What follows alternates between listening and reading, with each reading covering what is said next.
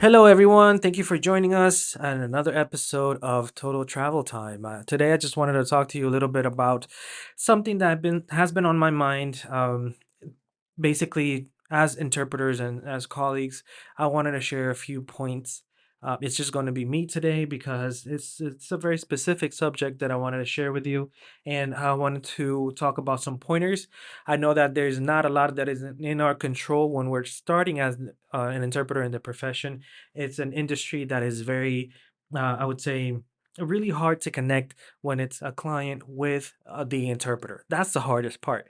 So I'm here to share some things with you, or the things that you can do in the meantime, things that are in your control that you can start practicing so that you are able to do whatever you can in order to get busy in the field.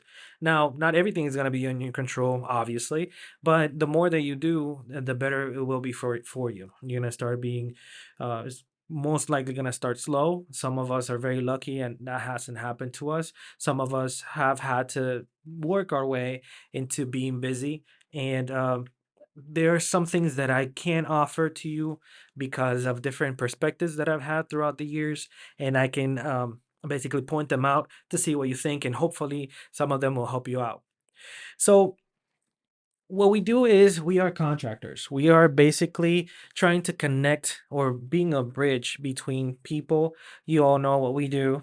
But once you are trained, then you're most likely going to begin your work as a contractor.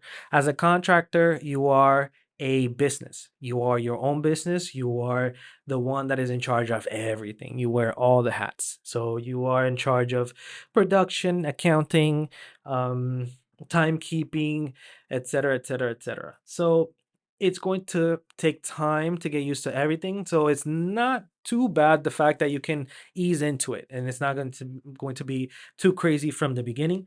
But having that said, there are things that you need to do to market yourself. So the things that you need to do in order to start getting busy are as follows. And this is a very short list that I have compiled for you.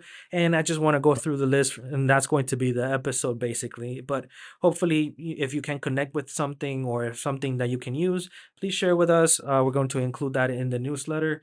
And you can just put a comment down here, down below. Anything you feel like you need to reach out anyway, we're here for you. We're listening. So, the first thing that I can think of is standing out. So, in order to stand out, what do I mean by that? So, when you are in a pool of people, what makes you different from the rest? Now, we are bilingual, basically. We have the skills required to go from one language to the next and find a good connection or find the right words to convey a message. So, what makes you special? That's precisely one of the things that is important to point out from the get-go, is the fact that you need to stand out from the crowd. There's many of us that are starting in the career. There are many of us that are actually in the career and have been for a really long time, but don't necessarily have your skills. You may be better than I am with the skills, but I don't know you. So it's better just to stand out in different ways. So, for example, one thing that you can do to stand out or being known is networking. Networking is really important. We have an episode on networking before and what it's important about it and how the different ways that you network yourself can affect your career. So, networking and meeting the right people is phenomenal. But even if you don't meet the right people, just meeting people in general is going to help you because you're going to be developing skills that are going to be able to help you. You're going to be able to learn how to connect with people in different ways. So, networking also helps you when you need to connect with the opportunity. There are many, many of us that do have clients that have requirements from us. Maybe it's a different language, maybe it's a different event. But if you are at the top of our head, then obviously we're going to think, hey, I know this person and I enjoyed talking with them. I'm sure that maybe we can work together. So that's how you get busier. You get more assignments that way because of referrals, and other colleagues are the best way to go because that's where the work is. And now, another thing that you can do to stand out is engaging in social media and WhatsApp groups and wherever group you can join. It's amazing what you can do and how much work you can get through that. because you are present, you are there. I have found a couple of clients actually. I found one in a Facebook ad. Someone just posted something in an interpreter group, and I have been with that client for a year now, for years now. It's been, I don't know, I'm thinking, but every year or a few times a year, we have conferences that allow me to hire more interpreters and have profit. So it's large groups of people. There's a lot of different meetings. So it has been very, very lucrative, in a sense. And I met them through a social media platform. So it's important just to be out there and expose yourself. WhatsApp groups, there's many different groups that you can find assignments on. There's many different groups where you can learn about different tools and different technology, different, I don't know, tips that you may find useful for your next gig or your next assignment. Yeah, I don't like to use the word gig because it's very informal, but for your next assignment, you can find different tips and tools for that. Also, attending conferences. Just attending the conference itself is going to help you level up in your profession. You're going to learn so much because you are in that disposition. Just being there, it helps with networking as well. But conferences help you with lots of different things, and it keeps you up to date with whatever's going on in the industry. There, I know about tons of groups that they just go to the conferences because they met someone there and they have formed groups and they just visit, and it's more of kind of like an opportunity more to nerd out. It's like basically knowing a bunch of people that do the same thing you do, and you can ask questions, and we're all colleagues, so we can share knowledge and any type of tips or anything that has worked throughout the years or has helped us in our growth. Something that is not very popular when you do stand out, when you try to stand out, is volunteering. Many people, many interpreters come into the field. Yes, of course, you are here to get paid. You're here to because you like the profession, but guess what? Maybe you're not so known yet. So the fact that you're opening up to opportunities by volunteering might not be a bad idea.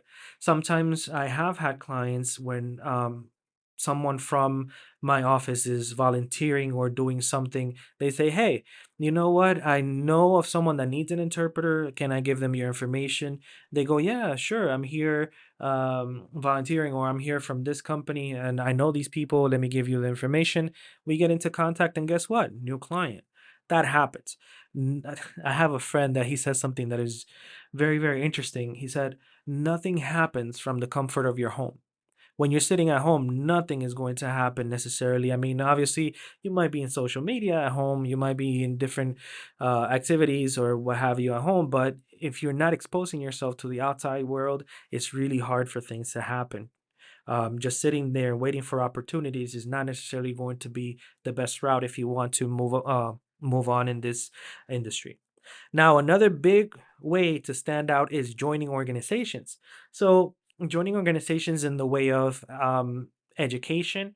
You can join organizations to volunteer as in the industry. You can try to apply to be part of a board of directors. You can.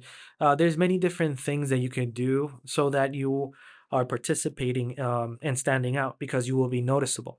Now, that is in well, regarding standing out, but there are other things that we need to consider. So another point that I wanted to bring up is not giving up. If you give up too quick, obviously things are not going to work. The only way that things will not work is when you give up. When you give up is when you really lose. If you're really serious in the profession, there are many different paths that you can take to advance. But giving up, it just means that that's it. You're not moving anywhere and you stopped. I know that there's different situations, financial situations that require you to move on. But guess what? Maybe if you do get a job or do something else in the meantime while your dream interpreting job comes up, then you can do that as well. I mean, you could just work and then try to do all the other things that we're going to talk about, which you can, even though you have another job or another activity. Now, I just hate when people ask me, "Oh, is this all you do?" Yes, I'm an interpreter. I'm very, very busy. And it's not like it's kind of like that's why I hate the word gig. It's not a gig, it's a profession. And I want to give it the weight that it deserves. But you're never gonna get there if you give up.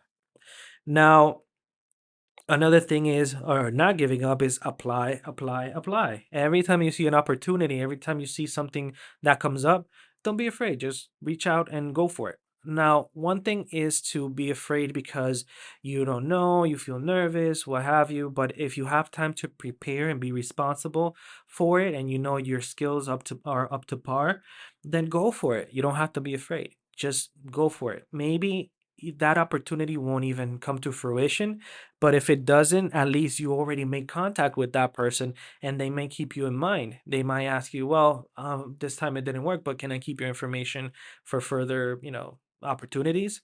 That works. Sometimes I have been contacted months later, maybe years later, but at least they have my information. If I hadn't reached out, if I hadn't applied, then that would have never happened. Um, on the same note, you have to make sure that your resume is up to date. It's very important that when you apply that you include all your history that is relevant to the position, to the interpreter, qualifications that they're looking for, all the trainings that you've done, et cetera, et cetera. Now, something that I would go even further than keeping it updated is, please, please, for the love of everything holy, make sure that you don't have any typos on your resume. We are interpreters. We are supposed to be language experts. If you have typos in your resume, then basically you're telling them, I don't know what I'm doing. It's a very, very poor taste. And there's too many tools now that you can use to check your spelling and your grammar and different things. We're not perfect, but you run it through a computer program. You could use Word, you could use Grammarly, etc. You could use a bunch of different tools just to check that you are saying what you need to say in the right way and that it's correctly spelled. I cannot tell you how many times I have found errors in spelling, in in resumes that interpreters are requesting for work. I get resumes every day, and not necessarily does it work. I haven't really hired anybody just because they sent me their resume. To be honest, I wouldn't. I don't know if it has worked for someone, but I get resumes from translators and interpreters every day, and I just rather find someone from word of mouth or any type of reference that I can find versus someone contacting me out of the blue via my email. I don't think that that is very safe. And as a professional interpreter, you would know that as well. And I know that you would agree with me. Um, so, regarding the typos and keeping your resume updated, um, it's really, really important that you make sure that if you have that mistake, just correct it. And I was going to say something else, but I've just forgot. So, let's move on. Um, Another thing that is important, or another topic, is diversification, or just to be diversified. Just diversify in the sense of, there's where our field is very, very wide. There's very different fields that we can pursue. So, for example, we can do simultaneous interpreting at conferences and events. I know of people that prefer simultaneous assignments, even though I prefer consecutive. Some other people prefer consecutive, not simultaneous. And I found it funny that some people would say, no, I just love simultaneous. It's so much easier consecutive, and I feel the opposite way. So that way you can tell how much we differ, and the fact that you can navigate both, it makes you stand out. So just don't be afraid to diversify and learn and develop skills in other ways. So another way, and you would say remote or in person. Sometimes you have opportunities that are remote and you might not be able to go in person. Is that a bad thing? No, it's another way of working. I prefer on-site 100%, but sometimes I work remote as well. There's opportunities that I find that are more lucrative or make more sense than just being heading somewhere, going on site, and so on and so forth. Either way, I still prefer on site for many different reasons, but the fact that I can handle both and I can adapt already opens up doors for me, because I'm not closing up to an opportunity just because I might feel more comfortable doing another way. Um, so in essence, just don't be afraid of the job. If you have to learn about equipment, if you have to learn how to use it, if you have to punch, buttons or do something, just go for it. There's many different trainings. There's different webinars that you can take. There's different channels that you can refer to get that information. So you don't need to be afraid of technology either. I know that some of us are saying, well, but I'm an interpreter. My job is to concentrate on the language. I'm supposed to learn the language and know the nuance and work on the nuances, work on my skills so that I can be a better interpreter. That is correct. That's 100% correct. Also, besides that, you have to be able to use tools because you never know what tools you're going to get. So if you get a different tool that you're not familiar with, obviously you can, if it's something quick, then you can get familiar with it at that moment. But if you're ahead of the game and if you learn more before it, just as if you were able to prepare for any assignment that you might get ahead of time, it's better just to do that and then you'll be familiar with that tool for the next time. But don't stress yourself out just because you don't know how to use a specific tool. It happens to most of us. We don't know how to use everything, but the only way to know how to use something is by learning. So it's important that you take that into account. Now, it's also another point. So far we've covered standing out, apply, not giving up, diversify. Now, another subject that I wanted to mention is rates. So I know that at the beginning we're in the industry. One, we have passion for it. Yes. Would we do it for free and we can live just doing it for free? Unfortunately, no. If I didn't have any money issues or if finances were not a problem, I would do this forever. I don't care. But unfortunately, that's still not the case, and I still have to depend on the income. So I do have to make sure that my rates are getting, paid. So at the beginning, you might not be getting paid what you want. I understand that you have to be fair, and but being fair does not mean that you get to get paid tons because you're starting out. All you want is to get your foot in the door. You want to get busy. You might not get the rates that are on the higher end. Yes. Does that mean that you are supposed to just accept anything that comes your way? No, that's not necessarily the case. So it's important when you do your networking or when you're on social media or when you're interacting with other professionals in the field just to find out more or less what an acceptable range of rates would be. Also, if you're traveling, it's important that you find out what the federal mileage rate is, which is pretty much standard for interpreters that I understand when they invoice their clients for mileage. Also, get familiarized with, your cost of living. Basically, what are the minimum rates? What are interpreters getting paid for in your area? For what languages? Because guess what? I speak Spanish. Spanish is one of the most, common languages. There's many Spanish interpreters. So in my area, it might not pay the same as someone that speaks Japanese, for example. So it all depends on the area you're in and depends on your language. It depends on many different things. But if you do your research, that puts you in a different position. However, you have to be fair.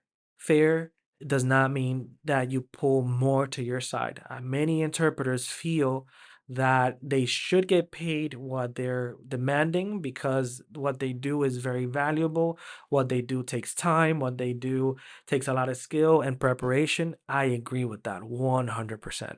I am an interpreter as well. But guess what? I have hired interpreters and I have heard people or interpreters trying to ask for 400% of what the going rate is. Guess what? That's a red flag for me. Why? Because that interpreter is not aware of their surroundings or their usual rates. So they're just charging an astronomical rate or what they think that I'm going to pay. But guess what? If they don't know, that means, hey, they probably don't have any experience. So that says, okay, you know what? Thank you. I'll keep you in mind, but I'd never reach out again. Because that just says that that person is not necessarily a working interpreter and they might be making things up. Am I right? Maybe not, but that's my impression, and I'm the one hiring. I have options. So that's what we need to think of when we're trying to apply for something. They have options too.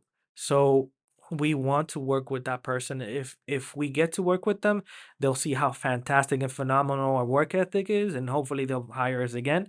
But in order to do that, we have to be fair. Fairness goes a long way. So once you do get busy though, here's what happens. It's going to get to a point where you're going to get so many assignments and so much work because you have been doing everything right.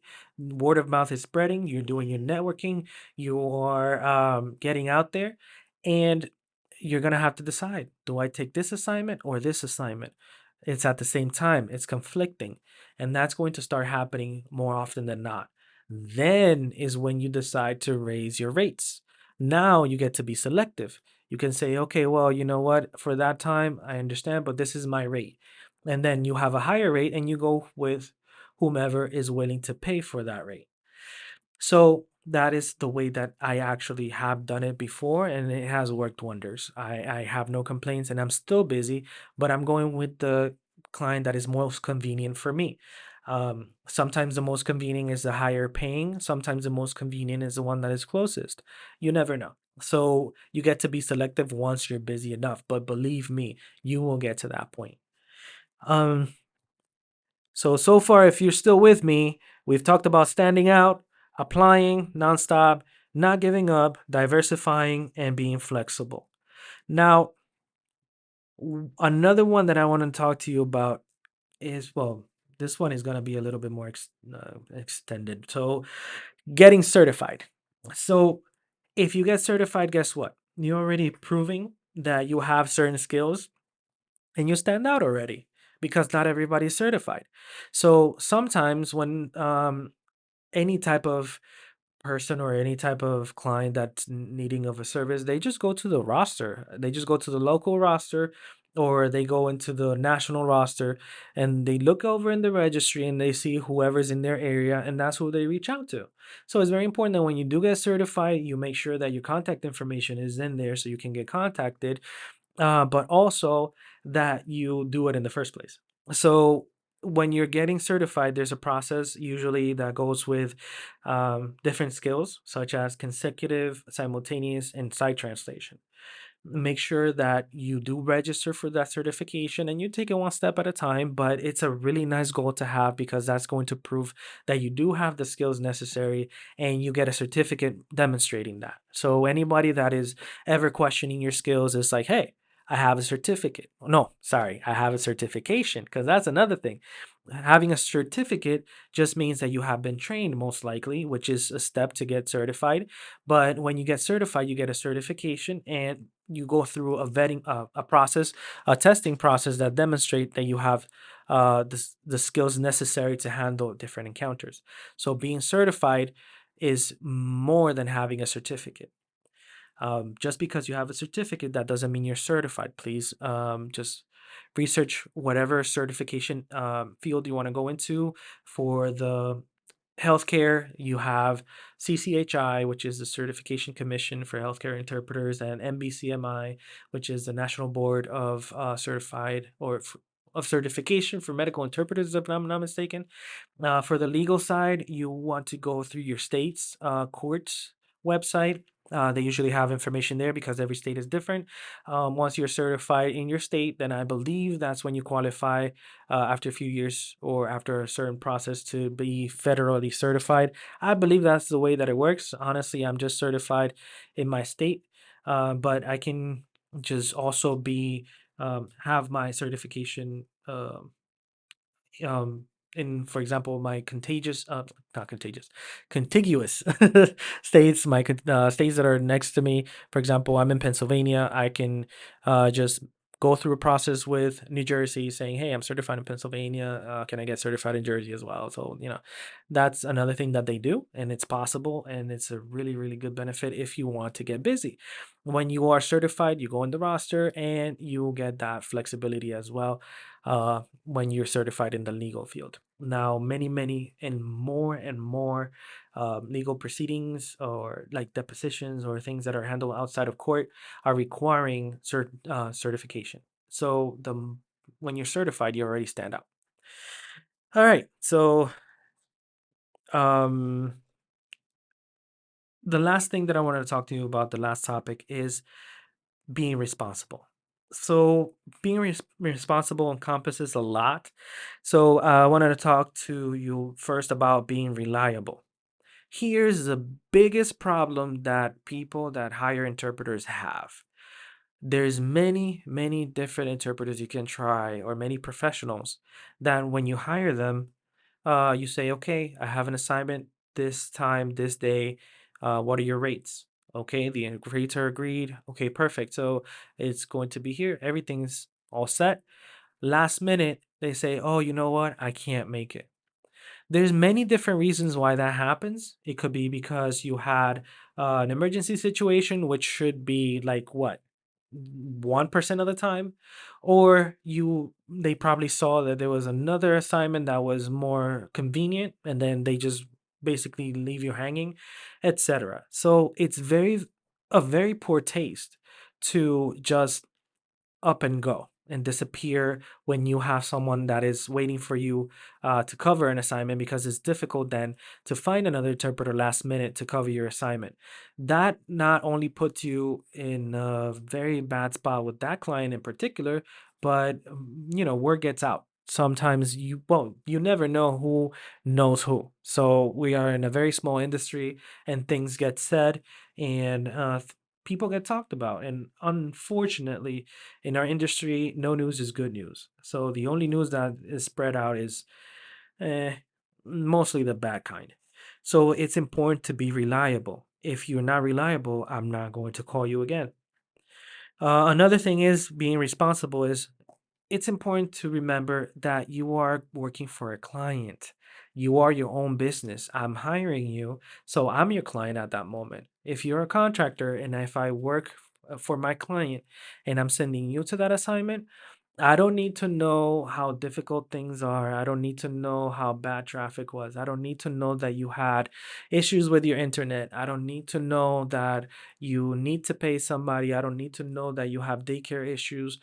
Those are things that are vital. I mean, those are priorities. Things happen in life. Those are emergencies sometimes, but I don't need to know. I need you to be there when you said that you were going to be there. So if that cannot happen, like, like if it's bad weather outside, it's snowing and everything's closed, that's understandable. It's called an act of God. It's something that you have no control of. That's understandable. But if you tell me that, you know what, I had childcare, but unfortunately I don't have it anymore, I can't make it. Do you really expect me to call you again and be exposed to the same situation?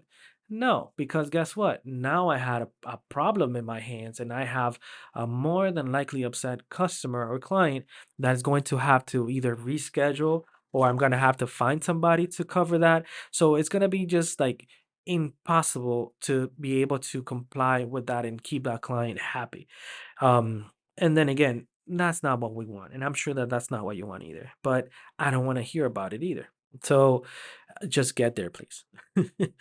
So that means no excuses, basically.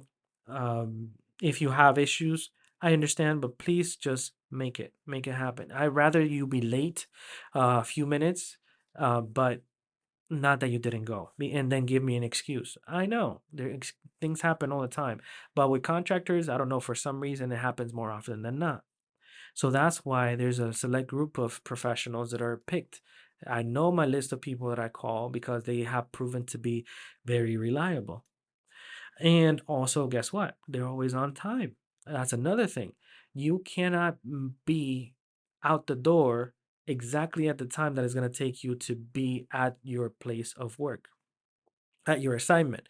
So if your assignment is going to be at 5 and it takes you 15 minutes to get there, don't be out your door at 4:45, because guess what? Something could happen in the way. There could be traffic, there could be things that are happening, and when you get there, more likely than not, then you might and have problems trying to find the address. That has happened to me quite a few times too. So I make sure that I give myself enough time, at least 15 minutes ahead of the time that I think I'm going to be there, so that I can, manage all the other problems. 15 minutes if it's close by. The further away it is, the more time I give myself because of traffic. If it's a remote assignment, then obviously I don't have as many problems because I don't need to go anywhere, but I need to make sure that I'm still early when it's time to log in, so that if there's any problems with the computer, if there's any problem with the connection, then I can troubleshoot before. Another thing is, we talked about being reliable. We talking about not complaining as much or excuses. We talked about being on time. Another thing is to dress appropriately. I cannot count how many times I've had issues because people are not dressed the way that they're supposed to be dressed and the way they have taught to be dressed by our protocols and standards. If you're wearing flip-flops to an assignment, unfortunately, that's a problem. If you are wearing a t-shirt to an assignment that is not necessarily a sports assignment or something that is very specifically relaxed, then I'm expecting you to be dressed accordingly. We all know our standards and protocol. Most of our attire requires, for the gentleman, a collared shirt, a business professional, meaning a suit and tie, or maybe a tie or removing the jacket, but never jeans or sneakers. Now, I get it, there's sports assignments, and those are very, very specific, but those are very, very rare as well.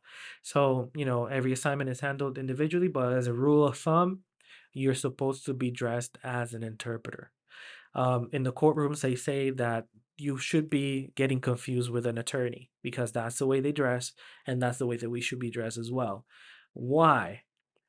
It's important that I know that the person is being professional and that they have been trained. The first thing that is going to be noticed is the way that you are dressed, even before you come and say hi to anybody.